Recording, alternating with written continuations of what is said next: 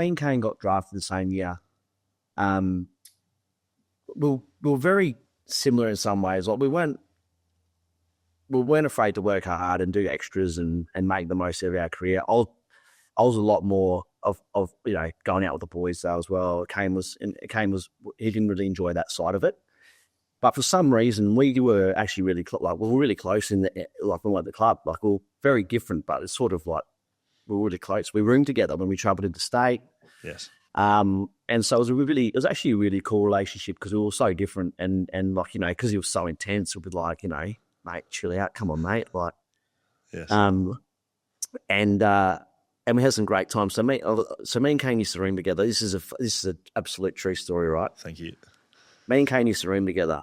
And so if we were travelling interstate, we'd land in Melbourne and Kane would be the first to throw his bag on the bus and sit at the front. Yeah, and then the rest of the lads would take, like, a group of us taking it time, who cares, like, throw it and sit back. And then so when we get to the hotel, he sat at the front so he could get off the bus first to get his bag to be the first one in our room when me and him were rooming together to get the key to get in the room. And because he loved having control of the remote. Like he loved having control of the remote.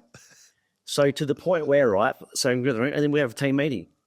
He'd hide the remote before we go to team meeting. So then it progressed, right? Then it progressed to him taking the remote to the team meeting. Because I'd find it and I'd fucking piss him off. So then he's taking the team meeting. So you can imagine we're in one room, 2 beds. And so, mate, I thought, fuck it. So I'd ring concierge or reception and go, hey, look, there's no remote in our room.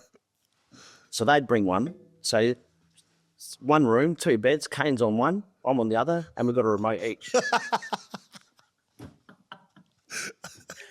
It was just, mate. And then, like, we'd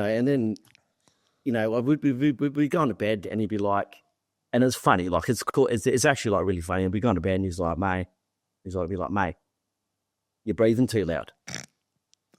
Like, mate, what do you want me to do, mate? Like, I have to breathe to survive. Like, so we had some great moments. That's brilliant. Yeah, it was really cool. And then, yeah, so it's all good. I mean, to be fair, like anything that, I've said on that particular one occasion, because I'm not really in the media a lot, it's not something I hadn't texted him about or me and him had spoken about. And I saw him last week in the media centre and we're like, hey, going, mate? Like, it's all good. And like, to be fair, I feel like I probably wouldn't have,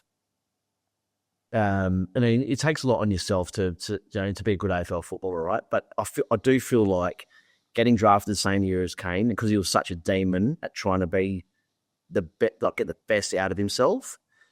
I do feel like he dragged me along a little bit in that space. Like him going to the club on the day I have to do extras. I'm like, well, we got drafted together. If you're gone, I better go too. So I feel like he did drag me along in that space, which helped my career in that part of it, no doubt about it. That was just a little teaser of our full episode. They're out Wednesdays on YouTube, and you can listen to them wherever you get your podcast. Go on, get out of here.